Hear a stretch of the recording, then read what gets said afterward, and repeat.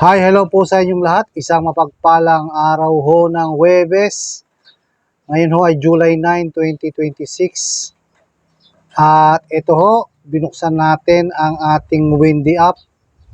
At dito ho ay makikita natin ang paggalaw ho ng bagyong Inday. At ayon ho sa pag-asa, ito ho ay tinawag na Inday sapagkat ito ay nakapasok na sa Philippine Area of Responsibility o yun ho tinatawag na PAR. So yan ho, sukat na yan. Kung makikita nyo yung from point 1 to point 2, yan ho ay nagmula doon sa may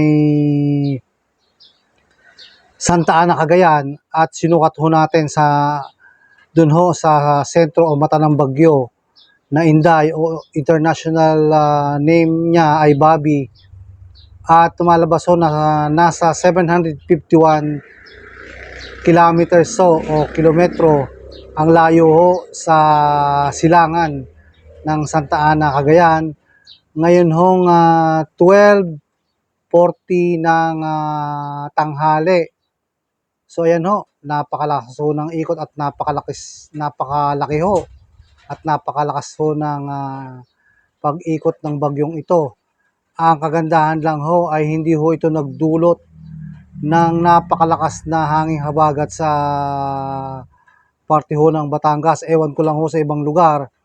Pero dito ho, particular sa San Luis, Batangas, ay hindi ho ganun kalakasan ho ang hangin.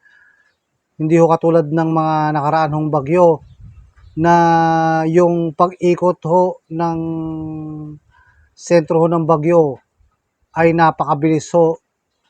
At dahil mas malawak ho siguro ang sakop ho noon.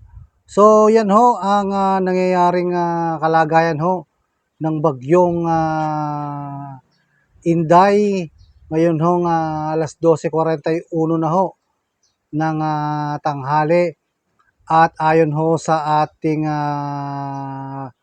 pagsasaliksik, ito hong bagyong ito ay dediretso ho dyan sa parte ho ng Taiwan.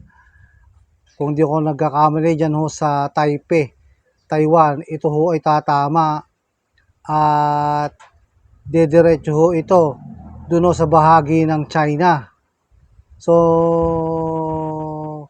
hindi ko lang ho alam kung ito ay magdudulot pa ng napakalakas na hanging habagat din ho sa parte ng Batangas.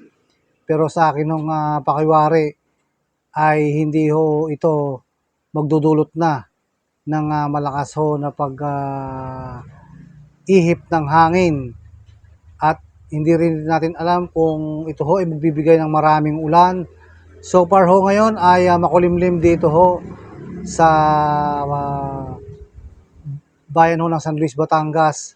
At yun nga lang ho, medyo makulimlim, walang ulan, medyo may konting hangin pero hindi ho kalakasan ang sitwasyon dito ho sa San Luis, Batangas. So yan ho, good news. Hindi ho masyado ito siguro nga magbibigay ng malakas na hangin dahil ito ho ay pupunta patungo ho dyan sa lugar ng Taiwan. So hanggang dito na lang po muna ang ating pagbabahagi sa inyo ng nagaganap ho na bagyo. At malamang ho ay marami ho sa atin ang naghanda tungkol ho dito sa pagdating ho ng sinasabi nga hong super typhoon na bagyong Inday at may international name na Bobby.